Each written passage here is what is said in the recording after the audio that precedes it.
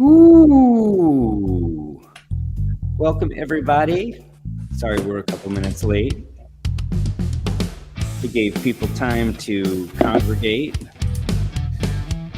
And we've already got a bunch of people in the house. We got a great show for you. I'm excited to be here.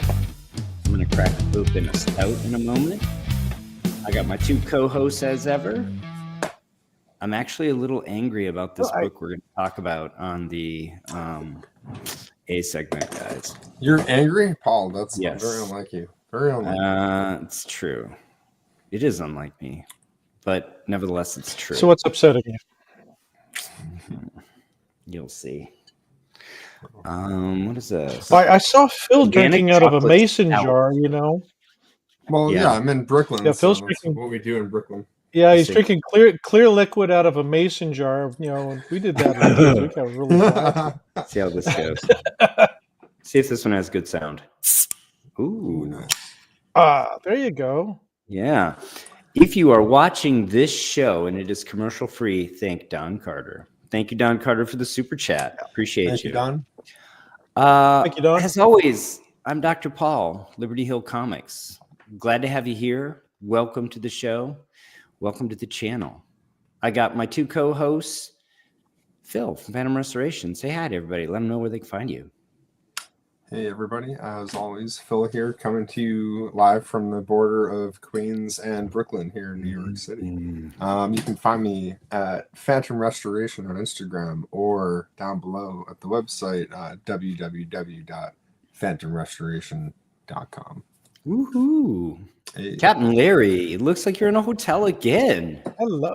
Say hi to I everybody. am broadcasting live from the Oakwood Towers Hotel in Incheon, South Korea. It is currently 10:40 in the morning. So the breakfast is over, and I'm joining my favorite co-hosts. And you can find me at Instagram, Facebook, and down I posted flyingcomics.com. Come join us. Glad you're here. Awesome. Yeah. Nice. Well, I'm glad you're here from pretty close to thanks for literally taking the time. other side of the world from my location. Yeah, as a matter of those- fact, yeah, I'm actually going to be leaving here in about 3 hours, and I'm going to fly to Anchorage, and then I'll head home. Oh, wow. That'll be nice. Again, our thoughts to all the folks affected by the wildfires. I know you're not near the fires at all, Captain Larry, but obviously I'm sure you know people all around No, the I'm state. not. I got to see them firsthand the other night. We flew into Los Angeles, and I didn't see the devastation because it was nighttime, but I did see the fires, and they were pretty large. So I'll be flying in there again in a few days. So I'll take a look. It looks a little apocalyptic. It does. Yeah. So hopefully, folks are safe. We do have, and their comic book collection is safe. Yeah, and hope they recover. All right, let's see who we have in the chat already. Ben Stewart, welcome. Rick Nestor, welcome. Jason Adrift, the archivist, welcome. Check out his channel if you haven't. Peter Alachi, Experiments in Conservation. Check out his channel if you haven't. He's the professor. Hugo Danner, my buddy Mike, welcome. Let's see. Don, the aforementioned sponsor of the show, Don Carter's here. Welcome, welcome. Salesboy Comics, fun channel. Check him out. New-ish in terms of comic book content, as far as I can tell. Been enjoying interacting with him. Rick Nestor, and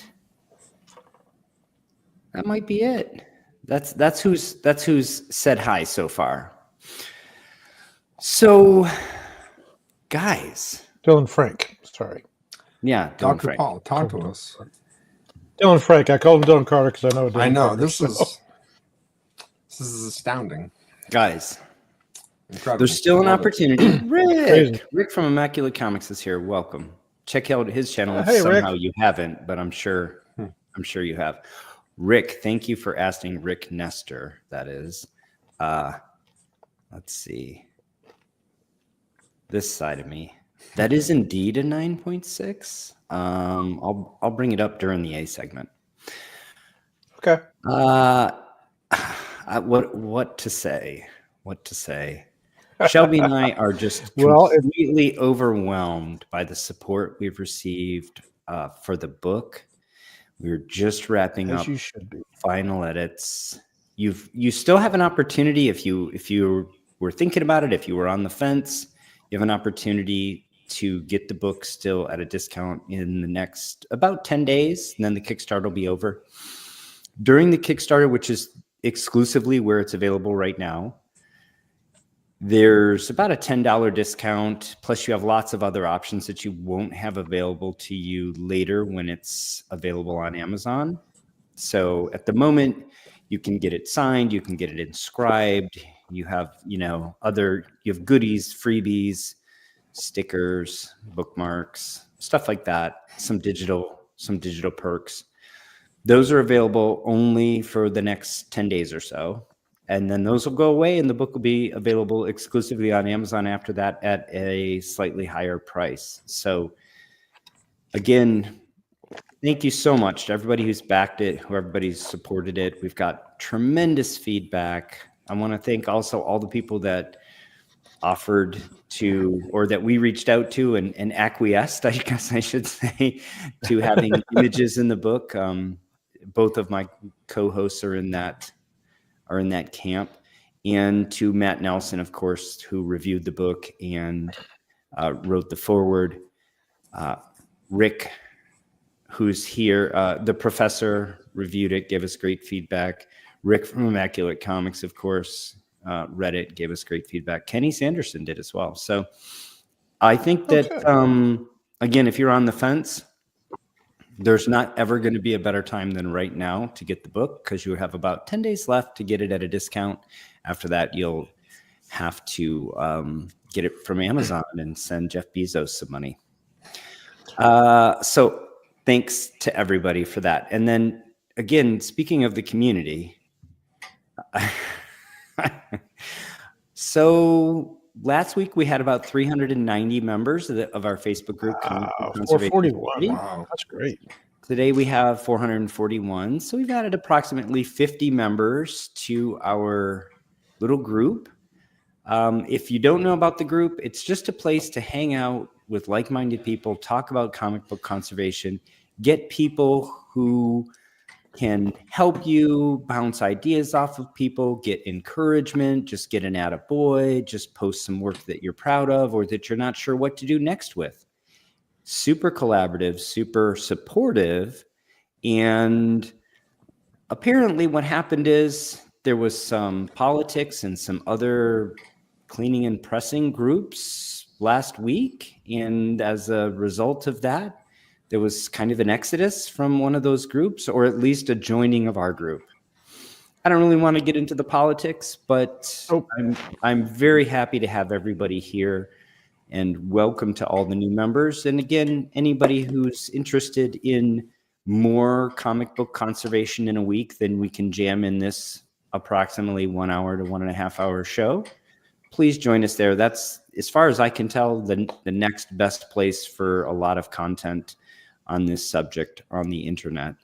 And we'd love to see you there. The professor, Don Carter, a bunch of people are constantly putting really, really good content on there. And just, sorry, Captain Larry, but one more thing. If you've noticed, I mine that group for a lot of the guests for this show and a lot of the content for this show, because it's that good. That's where a lot of things are happening. So I think you were going to say thank you to Dibby's Takeout. Thank you so much. Yes, that's really exactly what I was going to do. Thank you. We always appreciate the super chats. Thank you. Next episode's on you. Appreciate it. So while I was flapping my gums, let's see who else joined us. JCP is here, and Gerald Yates is here. Vulu is here. Dibby's Takeout is here. KDK, DSD, SAP, DX. I'm not sure how I'm supposed to be saying that. That's tough for that's From welcome to the Billington, show. Washington. Yeah, welcome to the Welcome. show. All right. So we got our housekeeping out of the way. You guys want to jump into the egg segment that I teased? Let's go. Absolutely. Let's do that. I want to hear Here we that. go. I want to see. I want to hear why you're angry. I am angry. I'm angry with myself, Larry. Did you miss So out on something? we had a book cross the auction block just a few days ago. Leading Comics #1, conserved 8.5. And we have, even though this is a very low census book, we had an 8.5 universal across the block in the last year as well. So it makes for an almost perfect what our conserved comic books were. Yeah. Yeah. So let's dive into it. It's not a lot of data because, again, this book is, here you see the universal 49 copies. Now, I don't think this is as rare as Action 1. I think there are some raw copies out there that aren't slabbed. Nevertheless, 49 universal in the census means if you're chasing this book, it is non-trivial to find. Why do we care? So Winter 1941, a pre-war book that really is prognosticating what is to come with the war. First appearance in Origin, the 7 Soldiers of Victory. So it's really, again, I think the writers of the book were seeing the writing on the wall that the U.S. was going to be drawn into the conflict in Europe. And 7 Soldiers of Victory are the second superhero group in all of comic books. So All-Star 3 launched the Justice Society of America. About a year later, you have the 7 Soldiers of Victory. No other comic publishers had put out a team of superheroes prior to that. So this is the second superhero book, the second superhero team. This is the first appearance in Origin of that team. It's the second appearance of Green Arrow and Speedy. It's the first cover for Green Arrow and Speedy. And the median grade is a 5.0. I do think the median grade being a 5.0 does tip the fact that there are probably raw copies out there, right? So again, I don't think that 49 universal means that this is as rare as Action 1, but it is rare.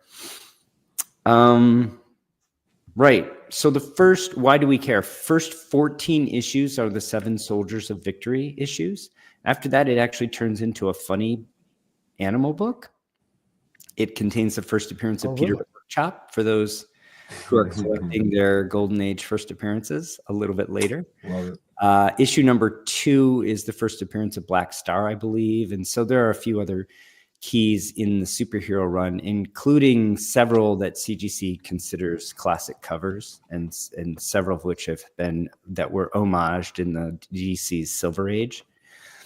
Ghastly 542454 is actually our buddy David, and that's his collection. He's the only person who has a complete collection in the CGC registry. So that's pretty cool. Wow, congratulations. This is the registry set for just the superhero issues, the first 14 issues. So Cool.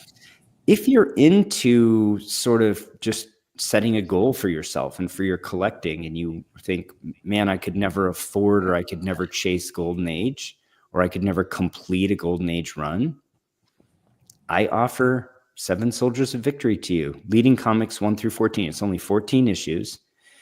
You're going to be able to pick all but issue number 1 up for a few $100 if you want to find them in lower grade. And it's going to take you a little bit of time because they don't show up every week. But this is completely achievable on even what would be a modest modern comic book collection budget. So have at it. So number 1, here is the 8.5 that sold about a year ago. This one's obviously universal. Again, that's first cover appearance of Green Arrow and Speedy. These are your 7 Soldiers of Victory. Who can name them? I guess whoever can read, right? Star Spangled Kid. The Crimson Avenger, Same. Green Arrow, Vigilante, Shining Knight, and Speedy. A very unconventional layout for full body shot of every character in the front cover like this. Just kind of, it's weird. Like you wouldn't normally see something like this. Well, it looks like they may have pulled it from like other art and just laid all the characters. Yeah, out. it's almost what it looks like. Possible. Yeah. From Or the they stories. did. Yeah. They had the artist for the regular series for all of these different characters just draw them on and did a paste up. Yeah. That's what I'm thinking. Yeah. It's by far the most boring of the 14 issues covers. Actually, some of the other covers are really dynamic and cool. There's some robot covers. I almost did a montage of covers of this series because it's really neat. We talked about this series a bit. I want to say there was a restored copy in the Christine Farrell collection. I thought we talked about a leading comics issue. We did, but we didn't do a big breakdown on it. We did it as part of our preview, and so we didn't do a full. We didn't do a full. Was it a copy of this issue though? It was, yeah. Okay.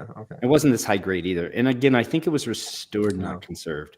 But so I do remember. This particular copy is off-white pages.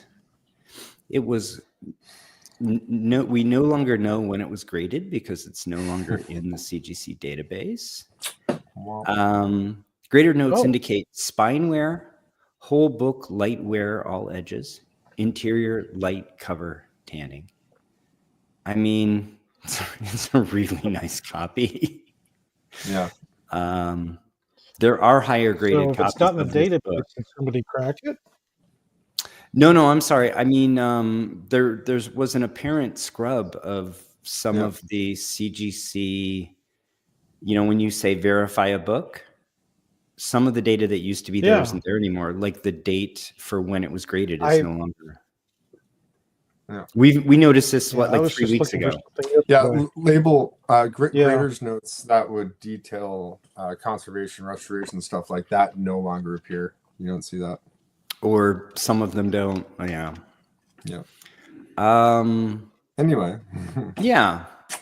So this book, as I mentioned, sold April 4th of last year, $9,000. I was watching this and I thought that's too rich for my blood.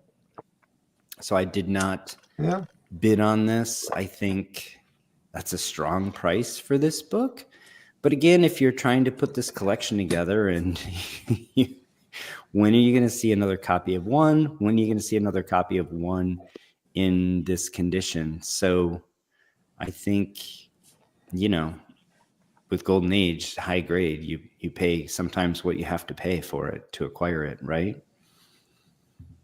So here's the book that made me angry with myself, Larry.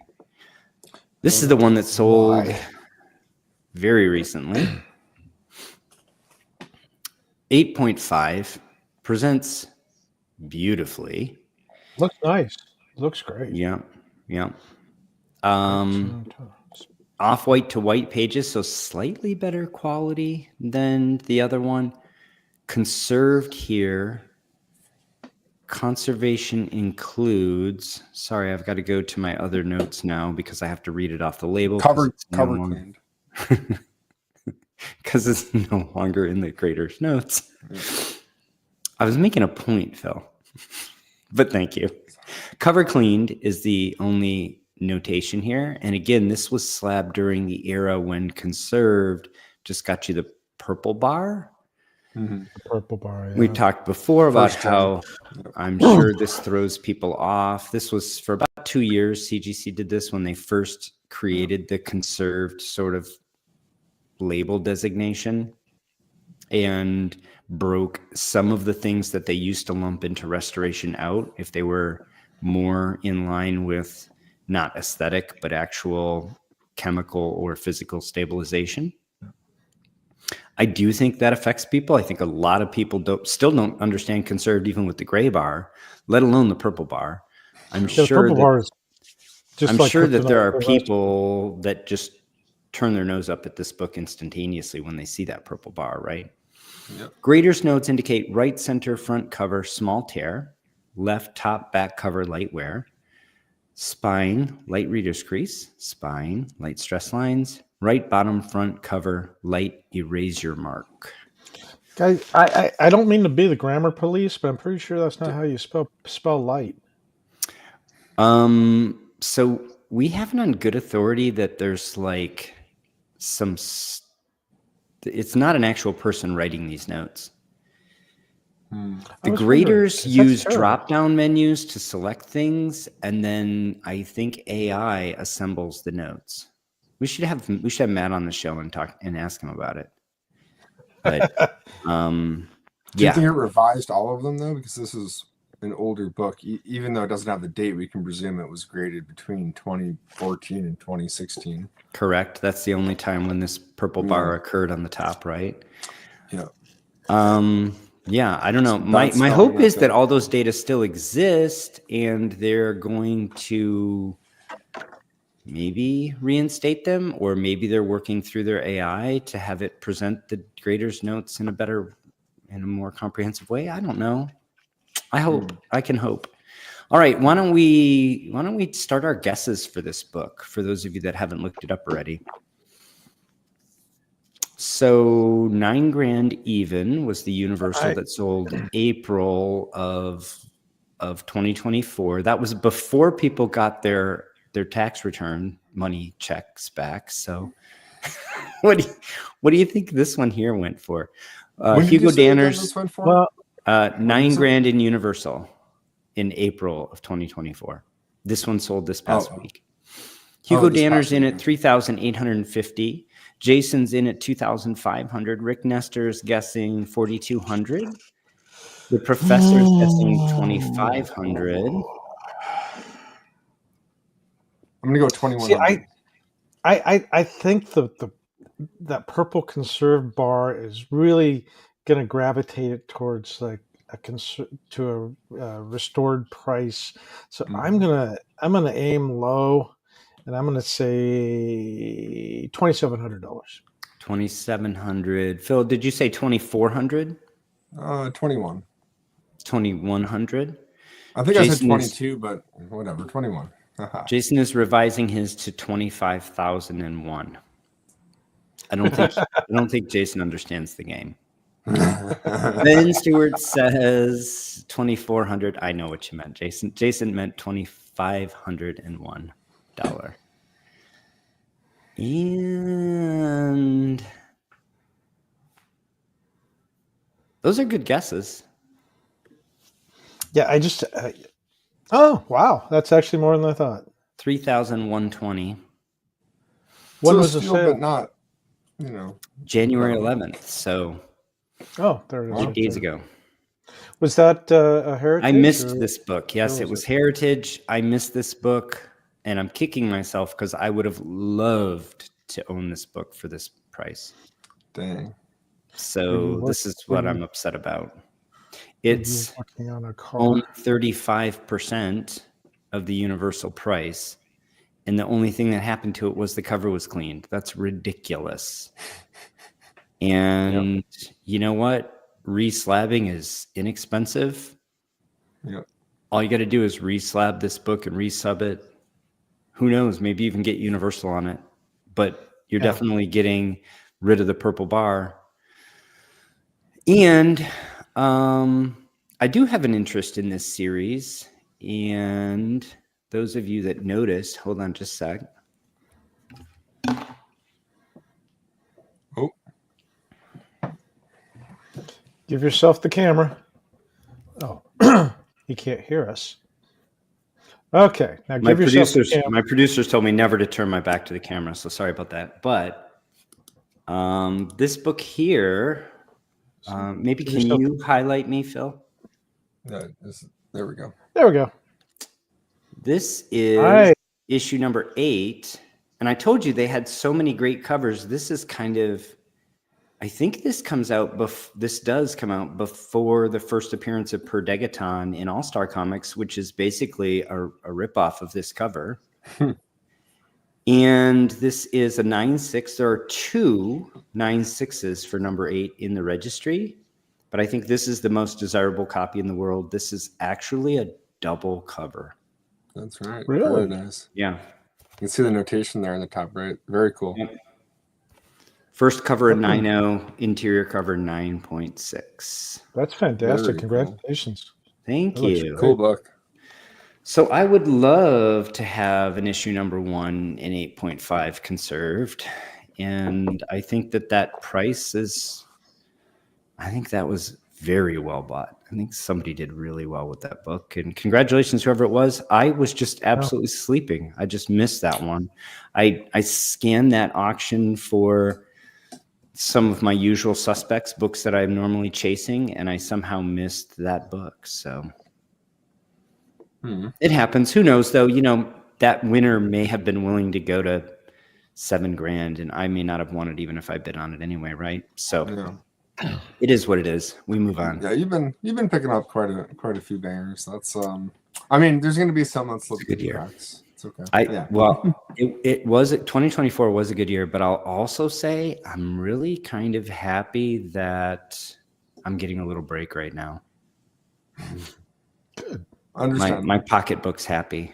My war chest is happy. All right, let's see. I don't have a would you rather because the book just doesn't sell often enough in any kind of grade that would have made a logical would you rather. So it's just too rare in graded condition. Let's see. Jason's with me, says, what a bargain. Salesboy says he gets to spin the wheel. Who was closest without going over? Let's see. We had it might be Jason at 2,501. No, Salesboy. Well, I guess Salesboy meant 2,850. Salesboy said 2,850 though. I mean, he had an extra decimal, but I'm going to give it to him. 2,850. Yep, I agree. Yep, I agree. Salesboy, spin the wheel. So I think that was an opportunity for somebody, and good for them. Let us know if it was you, what you plan to do with the book. I have had some folks reach out to me about some of the books we feature. We featured like a really high grade. I think it was like a restored 8.5 adventure. What is it? 72 first Aquaman and Green Arrow and Speedy. And I actually had the person who won the book reached out to me and said, yeah, I do plan on doing something with it. Probably restoration removal, maybe conserved, but I probably will do something with the book. And then we chatted. He had bought and sold a few other books that we were aware of because they were high grade, either restored or conserved books that we talked about on the show or we talked about in our after show. So it's kind of fun. So anyway, if you won that book, let us know what you plan to do with it. And congratulations. Yeah. All right. You guys ready for the B segment? This is yeah, I want to see it. Work. I'm excited too. What you ready, Phil? What do we got? Right. Even I don't know. I hope you remember. No, oh, what a cool cover! Yeah. Isn't that crazy? Go into a bag and just go like this and just pick one out. But I do have to. This is a slightly coordinated affair. So yeah, I mean, what a book! What a book! Crazy. That is a book. There's always some people that have never seen it, and it's yep. Are you going to give us some background? Awesome. Oh. How many times have you seen this book? So I'm fortunate enough. I think this is one of a few copies that I've got to work on. Mm-hmm. I know several people that own nice copies. I've seen low grade copies, coverless copies missing the centerfold, and you'll see too because I got some other photos. I kind of thought this one out here. I added a few extra things. So here's forgive me too for the overly simplistic approach. I didn't write out text. This is on the CGC census. This is just straight info. This book's from 1942. So this is when the guy on the cover was still alive. To put this into perspective. Yeah. They're kind of crazy. It doesn't feel like it, right? Like the composition, the art direction and style, it feels much more like a later book. Sure. Yeah. I mean, just again, look, like 1942. Oh, the way the colors are laid out. Anytime you get a 83. Hitler cover, you've got devils, you've got Gateway to 83 years Hell. old. I mean, So, and so looking at the census too, again, we take this with a grain of salt, but even taking this with a grain of salt, 32 unrestored copies, 40 including restored copies. That's incredible. There's not 500 copies of this. This is not a book you see a lot.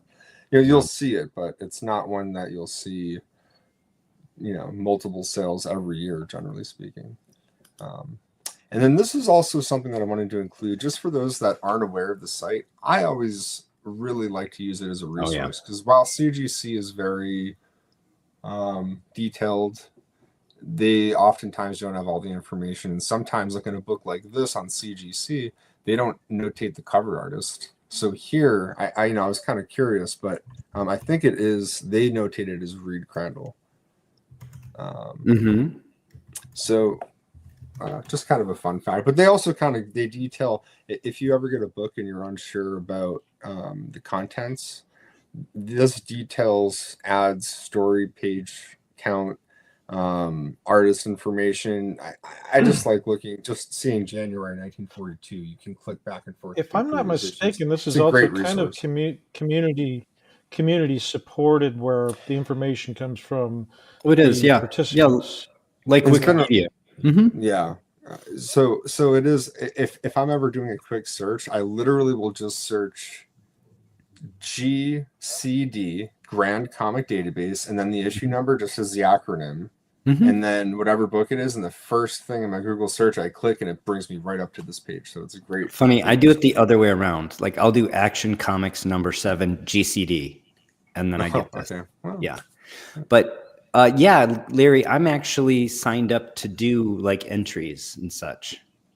Oh, cool! I don't do a lot of them, and I'm not very good at it. It's actually, I don't know. I get confused easily when I'm trying to do it. But there's some pretty obscure books, some of the neater books that I own, the information wasn't in there, and so I added some information about some of the stories, that kind of thing. One of the other cool things too is, like, for this book, I have one or at least two. I think I have the two bottom reprints there, the anti-Hitler comics and the Take That Adolf. So it is kind of cool too. You can see where these are published in other books sometimes, and they'll also include like the trade paperbacks and hardcover editions for more modern books too, so you can kind of keep track of which issues you've read and how in-depth series are. And if you want to find an affordable reader copy of this, where you can find it, right? Yeah.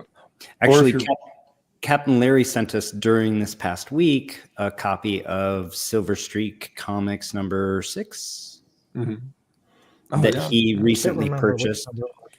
And it's the great, like, Yellow Claw Daredevil cover, and Lev Gleason. And he wasn't sure the origin of it. He said, I'm pretty sure it's not original. Yeah, I didn't. I went to the GCD and told him exactly which reprint it was. And it's a vintage reprint from the 70s. So it's still very cool. It's very good. Because I think it was the real thing would have been about 20 times that price. Yeah, the black and white interior was like at least the first decade of that. Yeah. One of the other cool things too that I've used the Grand Comic Database for is you can actually search by cover gallery, so you can have it set up where you're looking at like 50 covers from a series at a time. So if you want to be really neurotic and do that, you can look and eye and say, wow, these 5 or 10 really pop out amongst the group, and you can kind of quickly ID, hey, these are the best ones from the run. You can do it in a more efficient manner too. Absolutely. Yeah, I use it a lot for some of my content creation where I do unboxings and that sort of thing. It's like an online Gerber photo guide in a way. Speaking of, so Gerber used to be the only source we had, or the best maybe, because I guess Overstreet would occasionally write scarce or rare on a book, but that wasn't very universal and not for every book, certainly. Ernst Gerber created the photojournal guide of Golden Age comics and put in a scarcity number for everything in there. And he ended up being able to photograph like a bunch of the Mile High copies and some other really big pedigree copies when he put together those books. I recommend them for everybody. Jason knows his business. He's either had this memorized or he's flipped to it while we're talking, but he said this is only rated as a 6 in scarcity. The guide is super out of date. It was just, at the time, it was Ernst Gerber literally calling up the network of best known collectors and dealers around the country. And I would say around the world, but at the time, I think comic books are pretty much exclusively sort of collected seriously in America. And just talking to people, and, he would talk to Chuck at Mile High and say, how rare is this? And Chuck would be like, man, I think I've only seen 3 in the last 40 years or whatever. And so it was just based on those people's feeling, not like really hard data. That's one of the great things about the CGC census. And we talked to Matt about this recently, and Matt was like, I didn't really think it was going to be used that way. It's great that it's used that way, but to give relative scarcity of books, and there's some limitations to it. Obviously, there's some books that are not slabbed as often as other books, right? But it still gives you a great general idea of how rare something is, and it's wonderful.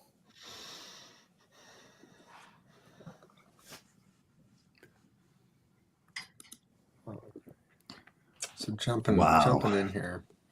That's just a cool cover. So this book had the most obvious defect is the spine roll. You can see the pages, the interior pages fanned out on the left side on the back cover there, but it was also, it was pretty dirty. You can see a lot of dirt on the back cover in the yellow.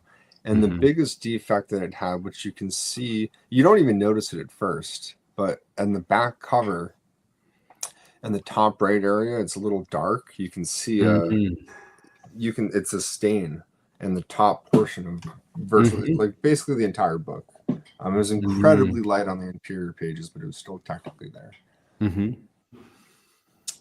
So here's detailing some of the condition, and raking light. I looked, I didn't actually have proper scans of this book. I only had raking light photos. Yeah. Well, even as it stands, it looks pretty good. Oh, man. Before you worked on it. That's a hell of a book and a hell of a copy. Yeah. It's got some indents, stacking, and here's Phil's desk. Wow. So this is my discretion. I know a lot of people that do this work that will not frivolously disassemble books to do work like this on it. For me personally, especially after I show you some pictures of the centerfold, this book needed to be disassembled to really efficiently do this job. It just made sense to do it this way to me. So, I think a lot of people are intimidated by disassembling a book. So there's a big sort of barrier to entry right there. That's not to say that it's the right way, and that's not to say that you couldn't do this without keeping the book all assembled too. And someone could convince me that this would be done better keeping it together. But in my opinion, and you'll see, the after results, that's how I like to do it. Yeah. So there's that sweet splash page too, part of what you don't normally get. Great. And then so keep your eye on that first page though, because I'm going to take you on a quick little tour on some of the interior too. So we normally only get to look at the covers of these books. Some of us that do the work on them, or the graders at CGC, hopefully they're really grading the book. They're not just reading it, but I hope they're also enjoying stuff like this too. Yeah, I did that when I worked at places. But this is that part most people don't get to see, especially in a book like this. And the value that it came to me in, it was, let's say this is definitely more than like $1,000. It's more than several $1,000s. This is a valuable book. So this is not, even if you find one in lower grade, you're probably talking a couple $1,000s for one missing yeah. the centerfold. And for a lot of people, that's something where handling a book like that, you're not going to just casually flip through it. So yeah. Interior artist here. Do you remember? I wonder if it is Reed Crandall on the first story too, as well as the cover. I can't remember, but I think that's what it might have said. And we can go back to the Grand Comic Database and see what it says there for the first story. I did take pictures of the entire first story, but just for the sake of the time here, I didn't include all the photos, but just some of the real heady ones. I mean, the layout is incredible. The colors are incredible. The art is incredible. It's called the Golden Age for a reason. For your like 10 cents, you got your money's worth here. This is like you're not messing around. This as long as your mom didn't find it. Yeah. Yeah. I'm pretty sure this one was confiscated a lot. Yeah. Oh, did I not include? I could have sworn there was one more photo of the interior picture, but maybe I didn't. Oh, hopefully they're not out of order, but I guess we'll find out. So anyway, jumping straight before and afters. So it can be subtle if you don't know really what you're looking for, but just look at the line on the left side. Big difference. Yeah, you can see how it's now back at its proper orientation. So so the easiest tell is the top left on the picture on the left. You see that little white bar to the left of that little pink box on the right. The white bar is gone. Yeah. It's all, that the whole spine is now shifted back to its proper original orientation. It's cleaner too. Yeah, looks good. And then little things too, like the center, about 2/3 of the way down on the right, you see there's a tear there, and it was a lap tear, but the color was underneath the lap. So on the right, I was able to, put it back on top, and the tear is still there, but at least the color's back in place, so it looks more attractive than that white. All those little details that we do. Beautiful. There's the back cover, a little more apparent with like some of that dirt gone. Yeah, that's a big change. Yeah. So, and we've talked about this too. I think I mentioned literally in the last show, but this is take it as not a definitive rule. It's more of a guideline. Oh, good.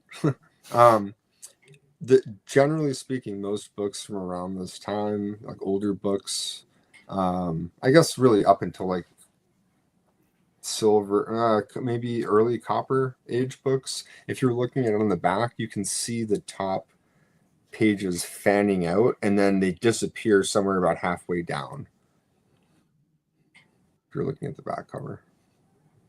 That has to do with the manufacturing process. They're cut with a knife that as it cuts, the pages kind of shift a little bit as it cuts. Beautiful. Yeah. Oh, wow. Look at that. Fantastic. Another one. To some people that see this, they're like, you're just showing me a photo of the glare on the book. I don't understand what I'm looking at, right? No. The glare is showing the imperfections in the paper on the left, and then the right is showing how it's all now flat. These views are in some way like the most important views. Right. Not even in some way. To me, these are the most important views. People show me a head-on picture of a book and they say it's a 9.8 candidate. And I'm like, you can't exactly. You need to be you're able kidding to see me, it. right? Like you can't see any defects when you're looking straight down at a book. You need to get some. Actually, there's a difference. There's a technical difference between incident light and raking light. Raking light is coming in at such a low angle of incidence that it creates really deep shadows. And that's technically raking light. Incident light is when you're more or less at 90 degrees to the light, your eyeballs are, or your point of view for your camera. And that shows the glare off the book. They both show different kinds of defects. CGC talks about raking light very specifically. This technically is probably closer to incident light, and that's how It's a fun fact. Yeah. But this shows the gloss really well. And disruptions in gloss, for example, are visible in incident light. They're not really visible in raking light. Indentations are very visible in raking light because they create harsh shadows that you can see. So finger bends and things like that. So, but yeah, these kinds of images, it doesn't, that's a tiny distinction. It doesn't really matter that much, but some incident light, whether it's true raking light or just incident light, is really where it's at for viewing your defects on your books. And when you start to level up with your cleaning and pressing and eventually with your conservation work, you need to understand incident light and how to use it if you want to correct defects on books. Very nice. Yeah. One of the other things you'll notice on a lot of people, I think I'm guilty of it myself, when I first started doing books and taking spandrels out, and I was so excited to do the before and afters that I wouldn't let books sit cold press as long as they needed to. And in photos like this, where you'd see the after, you'd see the right edge of the front cover wisping up. Mm-hmm. And it's like, because it didn't have proper time to cool down, so it's flaring up a little bit. Yep. And like those are all little things that if you just see it, like Dr. Paul said, from head on, like a scan, you wouldn't be able to tell. You'd be like, this looks like a 9.8. Why did it only get a 9.2? And it's like, well, there could be issues why. As for someone that works on books, and I'm sure you guys would agree with me, I think that by and large CGC is very consistent with their grading. I see so many people looking at books being like, how is this? And it's like, generally there's always a reason why. And it just, most of the time, it's because you can only see so much and infer so much through this lab. So. Oh yeah. I mean, I've said it before, but at least 90% of the rants, if not 95, 98% of the rants that I see on social media or read about how CGC messed something up, it's just CGC did exactly their job, and the people that are ranting don't understand. They don't even have the knowledge to understand what it is that they don't know that CGC actually did correctly. And that's not a knock on them. I mean, until you have none of us had the knowledge until we had the knowledge, right? But I don't think it's good use of your time to rant if you don't have the knowledge. And also, we're not trying to be apologists. We understand that they do make mistakes as well, right? And sometimes they make doozies. Yep. I'm certainly not trying to bootlick CGC, because let me tell you, I not to give away anything, but there's a reason I didn't show the CGC grade of this book beforehand, because I'll talk about it after. Okay. So another subtlety here, right? This is the before and after of the orientation of the centerfold. So if you look here, look at just how far off it is, really, when you look. Yeah, it's pretty significant. The guy's foot in that bottom panel. This is a spiral that it's subtle and it doesn't seem like it, but until I started doing my normal process of the book still assembled, and I was like, why am I getting so much resistance? And then you see where the centerfold was and where it needed to be. It's like, that's why you're getting so much resistance. So this is an 80-plus-year-old book, and it shifted so much. It needs a little bit more than what it would normally need. The image on the right is the after image. Correct. Yeah. So those staples are really far off the center line of the book. Oh yeah. You'll the staples are like a quarter inch. That's what I was looking for too. Quarter inch into the back cover. Yeah. I think you can see them on the back cover photos. Hold on a second here. Did I have? So you can actually, if you look at the after photo, yeah, there it is. You can see. Oh yeah. And it's one of those things where it's more apparent here. It is a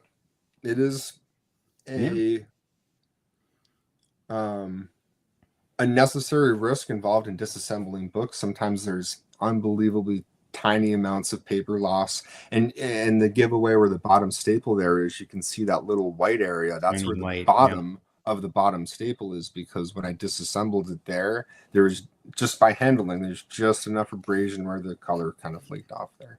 But you see even that little white spot, it's just on the edge of the book on the before. It was already.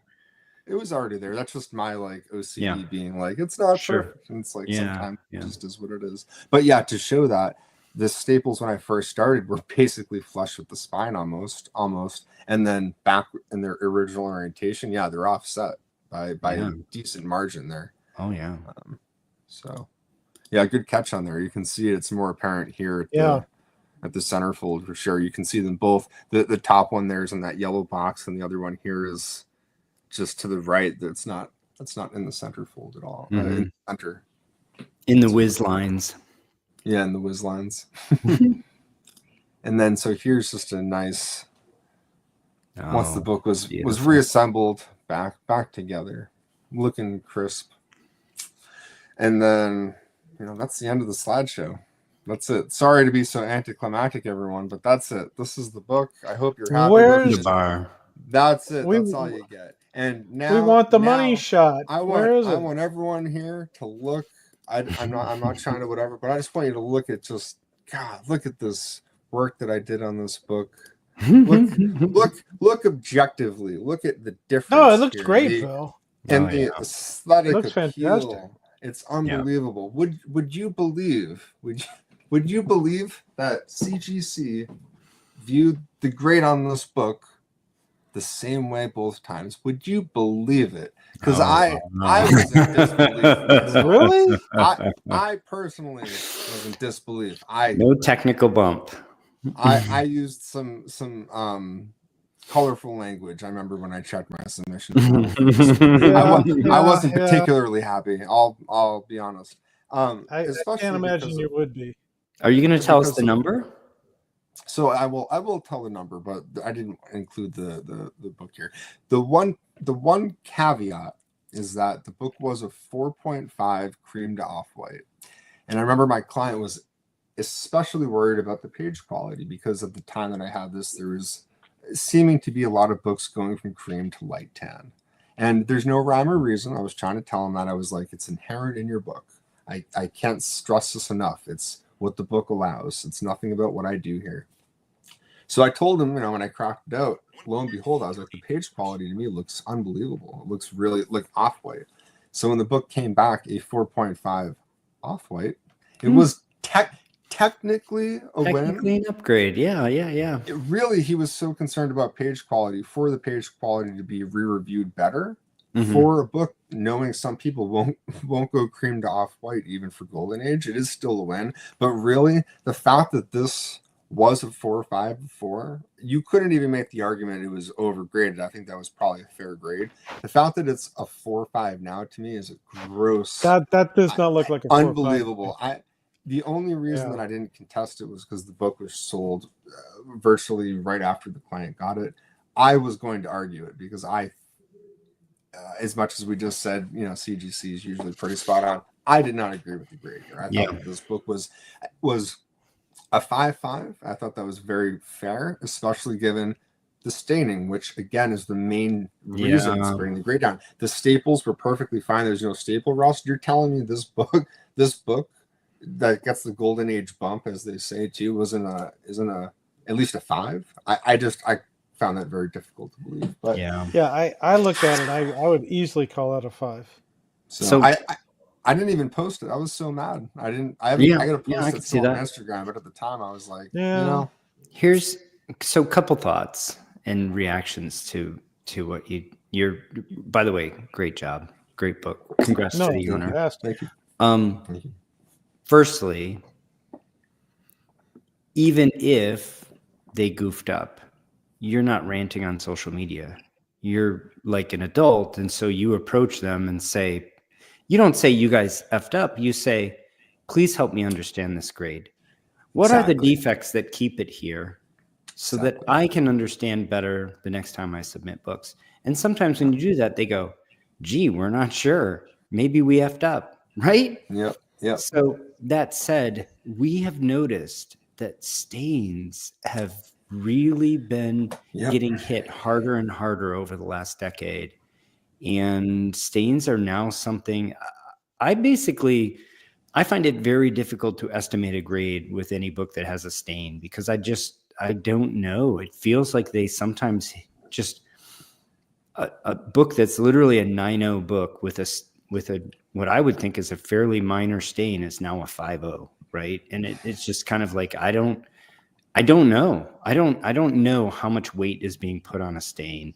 So Well, to me, basically, if people ask me to estimate grades on books with stains, I just say I can't. I don't know. it's in the eye of the beholder, because really what you're looking at with the stain is the eye appeal. Mm-hmm. And some stains are worse than others. Some are so minute you have to go looking for them. Some are grotesque. And but you're absolutely right. That is exactly how you approach it. And I recently did some stuff with CGC. Said, please help me understand what I did here so I can get it corrected next time. And they're very, very responsive in what they say. So just approach it like an adult. Don't have a tantrum over things. No. And that's the way you handle it. Yeah. Honestly, I would have said this book's a 6, and then I would have said, but I have no idea what it'll be because it has a stain. That's what I would have said.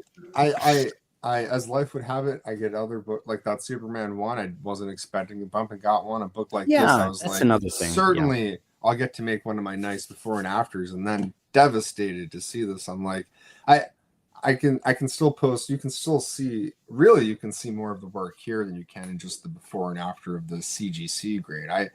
I do a disservice to my own work sometimes by just posting the CGC book because it leaves out all of the details sometimes in the work that's being done. But this was a bummer. So 2 other thoughts. One is the flaring. I think flaring is one of the major things that separates sort of beginning amateurish cleaners and pressers from those who get it, and the ones that start to sub a lot and get, really start bumping grades, really start creating equity with their cleaning and pressing. And again, it falls on this, if you just take pictures straight on and that's all you're thinking about, page flares happen. So I think it's pertinent. We had a recent conversation about cleaning and pressing versus conservation, and our attitude on the channel and in the book and in the Facebook group is cleaning and pressing are the fundamentals of conservation, right? They're part of conservation. Now you may stop right there and you may get universal grades on every single book you ever submit. And you may not even consider yourself a conservator, but you are doing the first couple steps of conservation when you clean and press a book, right? So the sort of work that we're doing, the literature mining that we're doing, and the principles that we're trying to apply to conservation proper apply to cleaning and pressing as well, if you care to exercise them. And yeah, absolutely, learn how to press books without getting the covers to flare is leveling up. So watch for that and work on that if you see some of your books doing that. The other thing I wanted to say is that regarding page quality, I find that introducing humidity to a book and then pressing it with bright paper interwoven, whether it's in a normal stack or whether it's something I've done specifically to try to whiten pages, will often whiten pages. And sometimes cold pressing works better for that than heat press. So if you're using cold press to do spine roll reversion, it doesn't shock me at all that you have lighter pages. Now, I don't think you're guaranteed it. And I think, as you said, it is a little bit whimsy, but that I found it more often than not to be the case. That it's one of the reasons I like using humidity, is that if I use humidity and then I have interleaving of, my stack, that I will often see a lightening of the pages enough that it sometimes shows up in a bump from CGC and page quality. So I just wanted to highlight Ben's comment here. So yeah, it's not really apparent. That was the other thing to me. I was like, I've seen books that are like 3/5s with stains that you see the stain. There's no like, where is the stain? You have to point it out and hold my hand, and we gotta go look for it. Like, you see it in a book like this. Some people were like, I never even saw the stain, right? Mm-hmm. It's most apparent again on the top of the back cover. You can see like a specific line where the yellow gets darker, and not it's like it's not In a the upper right. It's not a In the hard upper line. right in the hip of the fellow here. It's kind of above in the photo, and that the box there and like the top portion. It's a kind of right above that guy's head in the photo. You can see. So that stain takes up kind of that whole upper portion of towards the spine, right? It doesn't go as low as the top staple though, just for perspective of how deep it goes into the book. And then from the front cover, again, sorry, you'd have to point it out to me, and I'm the one that did the work on the book, because it's not really apparent in there. I think it would have been most apparent. I wish that I had, you know, it's funny. The only photo of the inside front cover I have is there, and it doesn't I can show. see it. No, I see it a little bit. It's very light there. Yep, you Yeah, can see, but but you can see it. that's how light it was. So it wasn't even like, oh, it's ghastly dark. So it really doesn't detract much from the book at all. No, Really, not at all. I thought that it was one of those things where it was technically there, so they had to downgrade it, but they weren't taking into account just the overall eye appeal. And in my estimation, they're to a fault. I've seen books that are like a 5 with like a piece missing. So they're and this was a 4/5, mind you. So they're almost grading books harsher with stains than another book that actually has the paper missing. We've talked about this. Like, there's instances where I'm not sure it isn't true that you could literally cut the paper with a stain out and get a higher grade on the book. It's a bit ridiculous. It does seem overly harsh. One question that I have, one just line of thinking, like, why would they want to do that? If we thought that the stain was actually more detrimental to the book than the paper missing, like, let's say somehow the stain was sulfuric acid. I'm obviously using a ridiculous example just to make my point, but then over time it would destroy the book. And so it would be literally worse than if you cut the paper out, right? Because at least then the rest of the book would be preserved. Now, I don't think that's the case, but I'm just trying to like brainstorm for the what logic would justify this kind of a grading rubric, right? Yep. But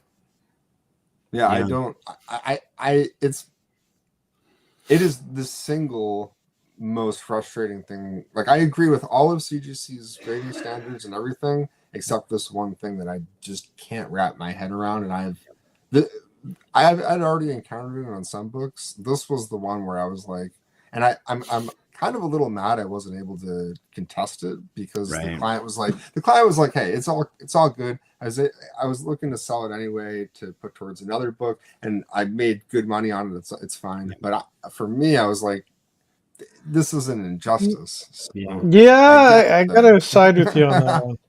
You know, actually, that's a good segue to the last point I kind of wanted to make to react to your presentation, which is excellent, by the way. Great work. Thanks. You win some, you lose some, right? You know, anytime I take a hit on a book, I just take a deep breath and I think about any number of books that I hit grand slams on, or I just got super lucky on, right? Like, you guys know some of these stories, right? You know, I've had some incredible good fortune. I've had some, you know, that wasn't just good fortune, but that I actually kind of manufactured good luck, you know, as they say. And, you know, sometimes, you know, if you buy enough books, if you conserve enough books, if you deal in comics long enough, sooner or later, you get burned, you strike out, something doesn't go your way. You lose some. That's reality. And if you never lose some, you're probably not very active in the hobby. Right? If you're seriously active in the hobby, you're going to lose some. I just take a deep breath and I remember all the big wins I have had, and I just kind of take it from there. Not for nothing, I took a pretty significant hit on an all-star book in this past year with an attempted crossover grade that didn't go my way.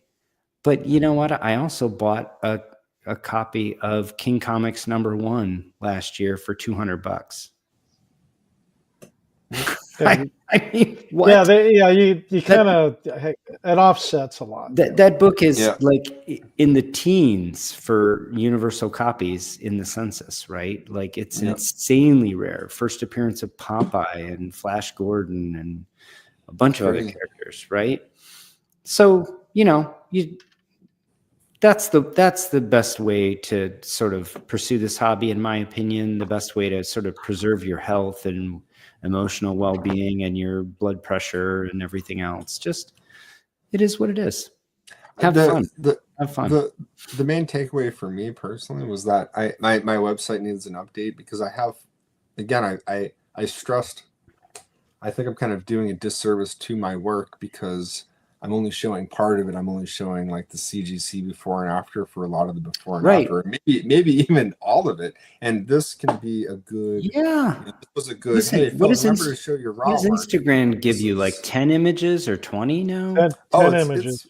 It's more than 10 now. It used to be 10. I think it's 18 or 20 now. Yeah. Use them. Wow. Or use more of them anyway. Absolutely. Yeah, exactly. But I would love to, now I can highlight some raw pictures here and show these, because I'm very proud of these, and I think these absolutely do a good job of illustrating, part of the work that just the scans and especially just the CGC graded versions. It's phenomenal. I can't see how this got the same grade. Yeah. I think you nailed it. I think it's that. Yeah. I think it's that stain. Let's highlight a couple of comments from during your presentation. Jason says we need an actual wheel. That would be fun. Yes, we're going to give away Dr. Paul's All-Star collection as a winner. Oh, nice.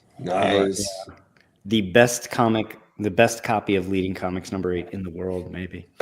I think Salesboy's referring to a couple of my videos. When I do unboxings and people use actual styrofoam peanuts, I usually make like a wry comment like, I can see this, insert seller's name is clearly a conservationist and a environmentalist too. Scared of moisture. Yeah, I am. A lot of people are scared. Everyone should be, right? Moisture should be the last resort. Yeah. I mean, a book like this is a little less scary than like a Amazing Fantasy 15 or a Journey into Mystery 83 that's had similar damage like this, that if you're touching it, the sizing's already been like, you're just you'll be wiping color right off. You look at I'd be afraid of that. Run off the cover. It's terrifying. Let's see. Let's focus on some of these. Welcome to the show, by the way, Collecting Chaos. He really liked your work. I think we know.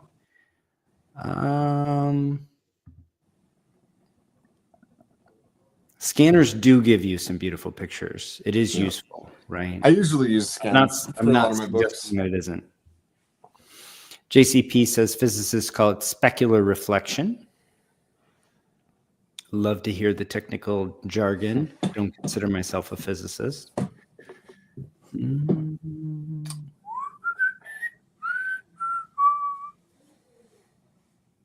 Ben Stewart says resub. I think we were all on that one.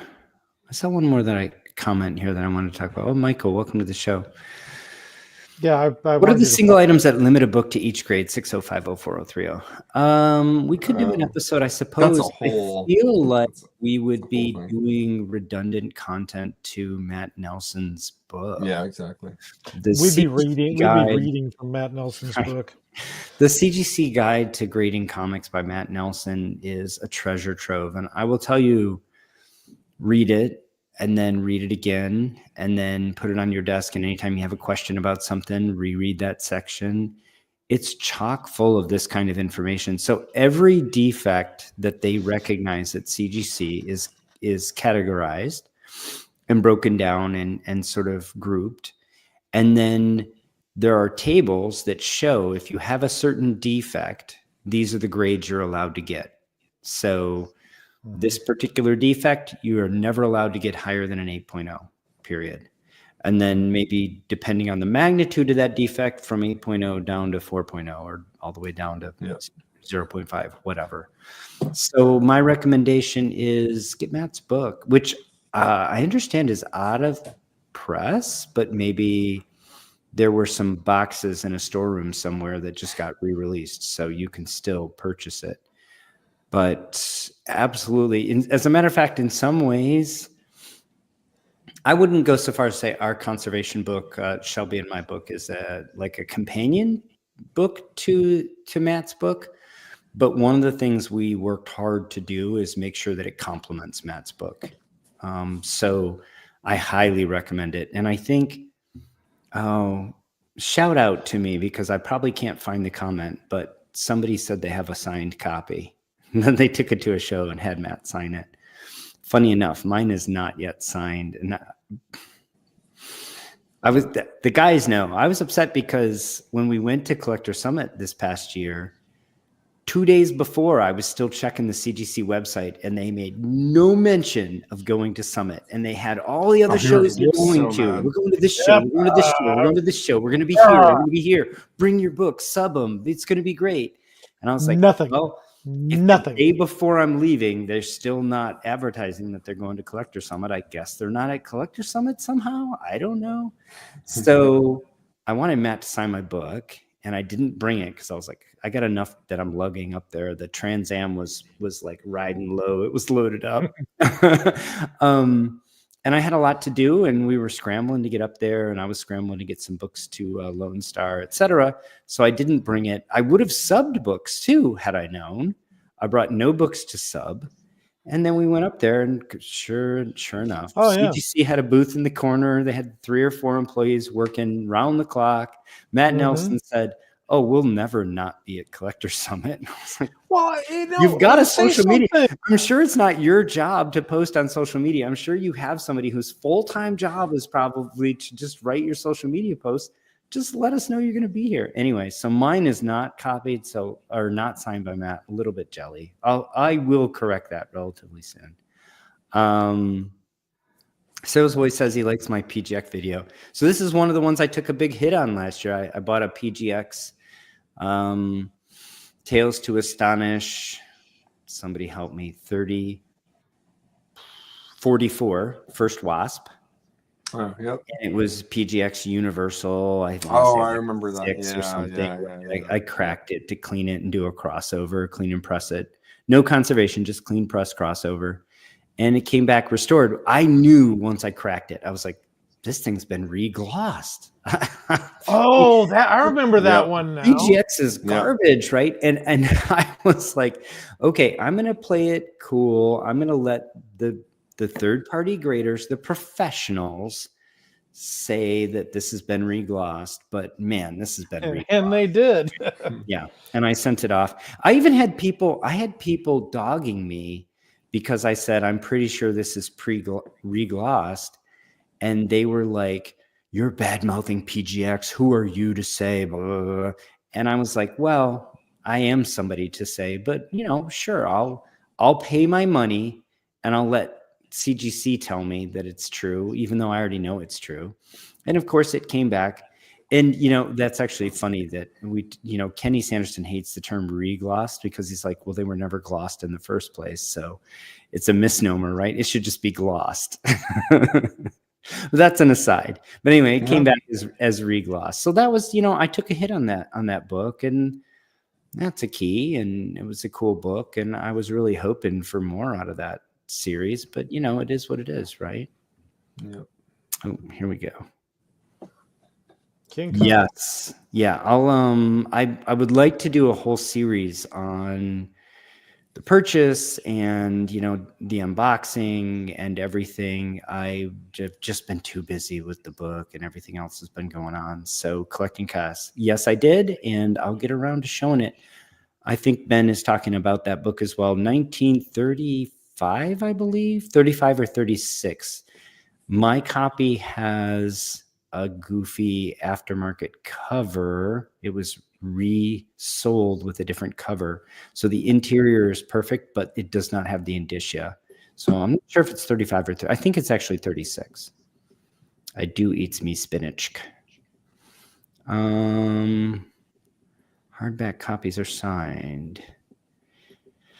Does that mean Matt's book or my book? I'm not No, I sure. think that's Matt's book. Oh, cool. He had a signed edition? Must Now have. I'm even more jelly.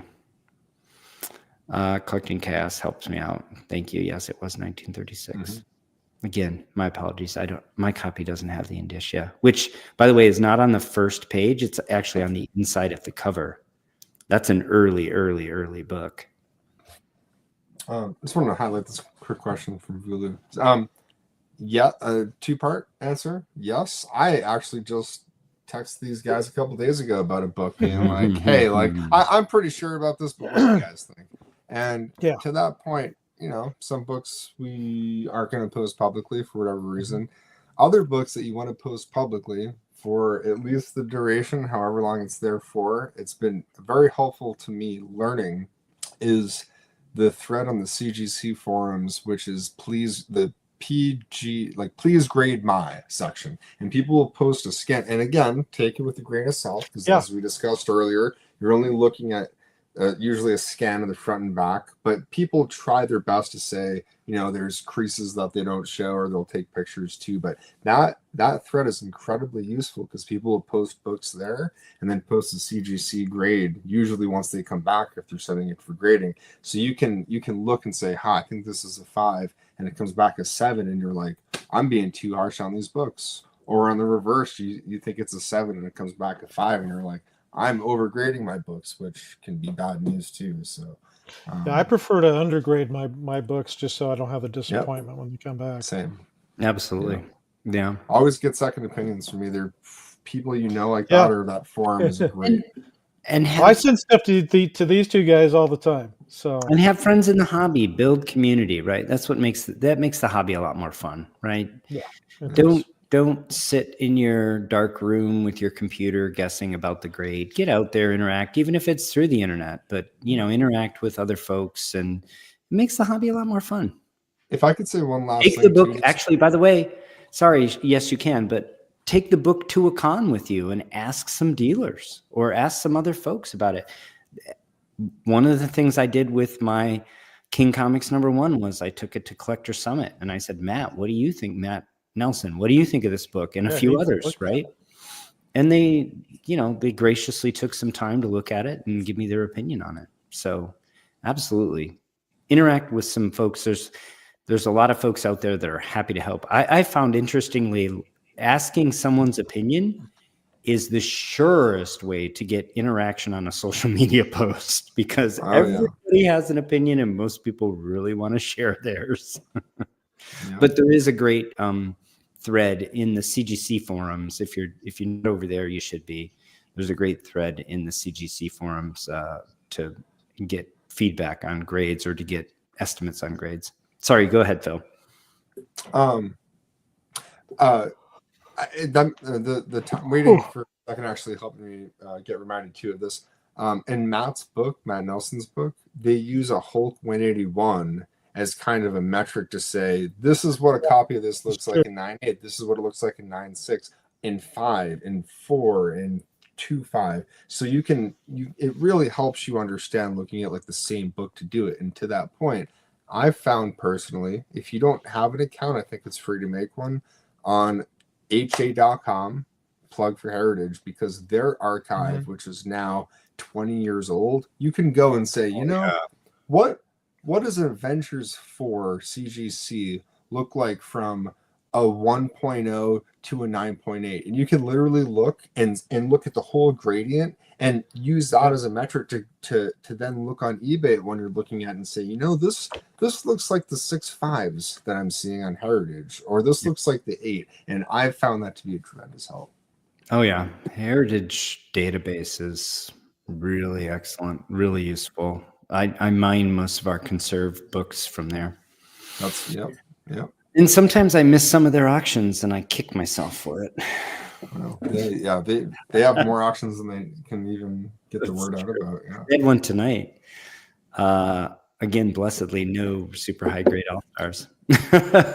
Captain Larry, I hope you win whatever you're going after. I know you put in some bids sometimes on some of these auctions. Yeah, I just missed out on one by $50, and it sucked. Is that because of restraint? Were you exercising restraint? So you were like, I'm not going to take it. No, I there's just somebody else who wanted it more than me. Oh, Yep. Okay. So, Okay. but the thing is Usually- when you're that guy on the bubble and you just miss it, and it's by $50, it's just like, I Yeah. usually don't regret that. You know what I do? I just do a little mental exercise, and I go, I don't know what his max bid was or her max bid was, right? Yeah. It could have been 10 grand more. And so Well, I usually just try to put my number in and just. well, I've got Heritage running off to the side here, and I'm watching. I have one that I'm chasing that I shared with you guys earlier, and if I win, I'll share. But Nice. yeah, it's just like, damn it. Yeah. There was one issue of Adventure with this. There was a Starman cover that I really, that I sort of picked as if I was going to bid on something. But then, like I said, it's been 2024 was a big year. So I'm some constraints that I have some capital for 2025. Well, I've developed a flavor for Planet Comics and also Matt Baker, LB Cole. These are things I'm chasing right now because I just like them. Yeah, they're great. So yeah, I've got one that I'm so many. So there's always something new that pops up that you're like. Yeah, I'm looking at this one right now. It's LB Cole. It's got shrunken heads, bondage, the colors. It's just like it's a great Terrors book. of the Jungle. Yeah, I think Shelby Terrors of the Jungle. didn't Shelby conserve an LB Cole in the last year, and he's actually offering it for sale. You should check in with him. I've got two LB Coles that are waiting for me to work on, sitting on my table at home right now, along with I got a stack of about 10 Planet Comics that are the same, and I'm trying to exercise restraint because I got to get caught up on this stuff. I haven't posted anything to my channel in ages. Feels like you have been on Christmas the and road so much. You're home for like just a few days, and you're gone again for a month. It feels like. Well, I was home for 36 hours. Before I came out on this trip. Jesus. I'm technically flying on days off because, well, I'm a greedy prostitute and they offered me a lot of money to come out. And so I got to pay for these comic books somehow. Yeah. So here I am in Korea.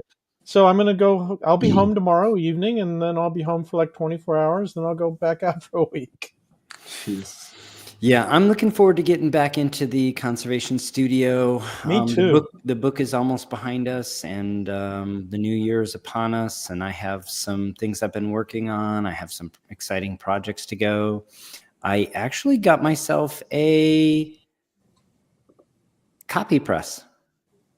Did you? Oh, nice. Yeah. I've been looking for one, and I cannot find one. Yeah, Nice. I found one. It's actually a widow who said her husband did actual book conservation, not comic book conservation. Yeah. And it was part of his toolkit, and she was letting it go, and just picked it up this weekend.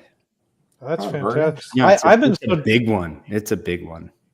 I've been so desperate. Nice. I've been thinking about building one for myself because I just cannot find one. There's an inexpensive one on Amazon. It's one on Amazon. It works quite well. But it's too small for what I want to do. Yeah. You got to get some. You know what I did? I got two cutting boards, wood cutting boards. Actually, you can buy a really big cutting board and rip it. And then you can put that in the press. That's super stiff in compression.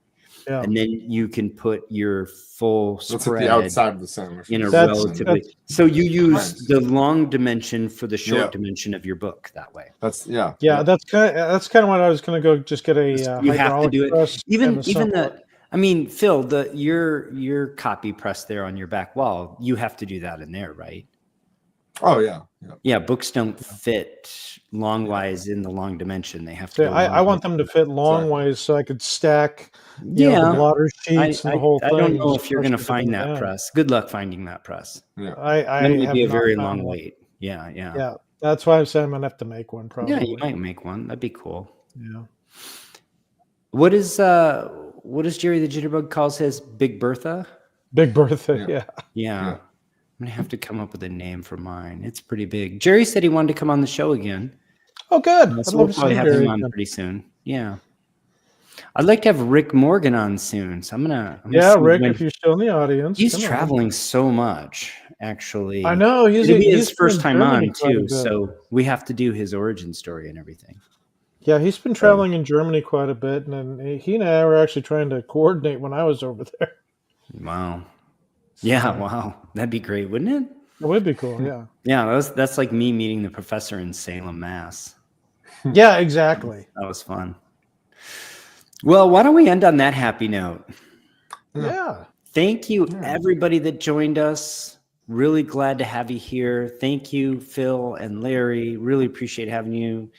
Larry from the literal other side of the world. Other side of the world. Thank you so much to Dibby's Takeout. Compliments of Salesboy Comics. Check out his channel. Like I said, very fun content on conservation. Have a great week, everybody. Thank you for saying hi, Billy. And until next time, take care of one another. All right, guys. See you later. Thanks for tuning in or watching.